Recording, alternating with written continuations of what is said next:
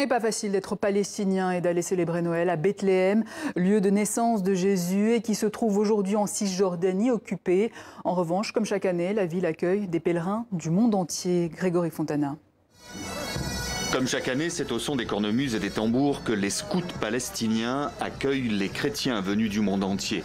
Ambiance festive donc au cœur de Bethléem, en attendant le temps fort de cette journée, la messe de minuit célébrée en l'église Sainte-Catherine par l'administrateur apostolique du patriarcat latin de Jérusalem.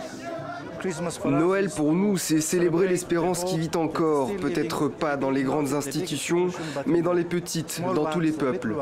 Un message d'espoir dans une Cisjordanie occupée où la colonisation israélienne gagne chaque jour un peu plus du terrain. Cette année, seuls quelques chrétiens de la bande de Gaza ont été autorisés par Israël à participer aux festivités, environ 200 sur 950 demandes. Cette année, notre slogan est que Noël soit un message de joie. Parce que la naissance du Christ, il y a 2000 ans, était un message de joie pour l'humanité. Et chaque année, nous célébrons avec joie cette fête. Mais la joie des Palestiniens reste incomplète. Parce que l'occupation existe toujours sur la terre de Palestine.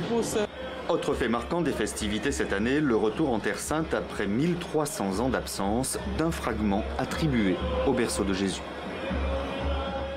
Et puis Noël morose pour les rares chrétiens restés en Syrie.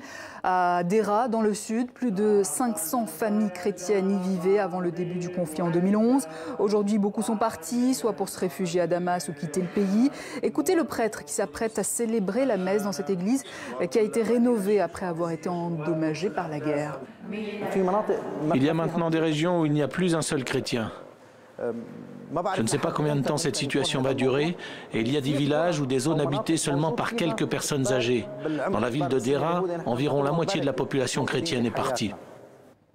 Slimane, voilà la situation donc en Syrie. Mais quelle est la situation des chrétiens en général au Proche et Moyen-Orient? Alors, leur situation diverge d'un pays à l'autre.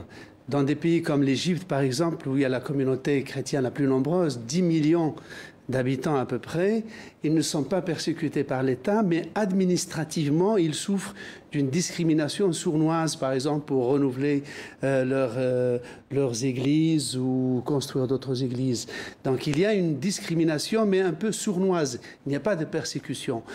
En Syrie, l'État respecte les chrétiens, les intègre au pouvoir politique, mais depuis la guerre civile, les chrétiens, comme leurs compatriotes musulmans, ont fui. Notamment ceux du Nord, ils sont en Turquie ou avec les réfugiés syriens qui ont été intégrés en Allemagne. En Palestine, on connaît leur situation. Beaucoup sont dans les camps de réfugiés.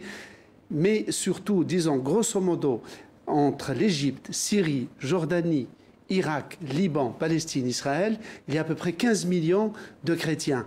Mais il y a aussi leurs cousins qui sont en Amérique latine, en Australie, en Amérique du Nord, qui sont à peu près 15 millions. Grosso modo, il y a à peu près 30 millions de chrétiens arabophones.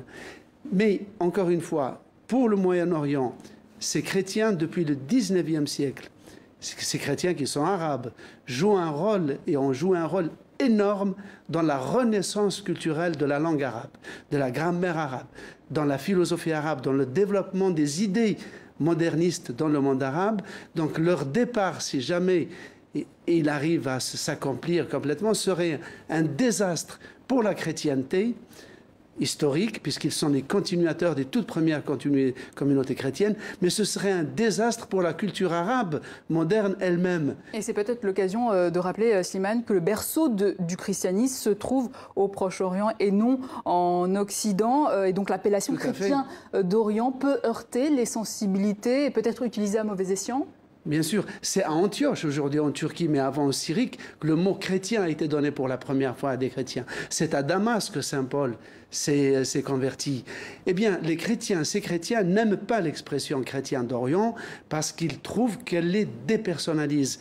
Parce qu'elle leur donne une géographie, l'Orient, mais quel Orient? Mais elle nie leur histoire. Ils disent que ces chrétiens sont ethniquement, dans leur très grande majorité, arabes. Ils prient en arabe, ils lisent l'Évangile en arabe.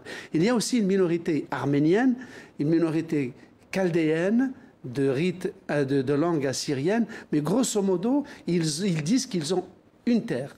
une nationalité. Ils sont syriens, comme je le disais, irakiens, libanais, palestiniens. Donc ils sont de ce Moyen-Orient, ils lui appartiennent charnellement, culturellement. Merci. Et si on veut les aider, c'est de les aider à obtenir les mêmes droits que leurs compatriotes musulmans et à rester chez eux dans leur foyer. Merci,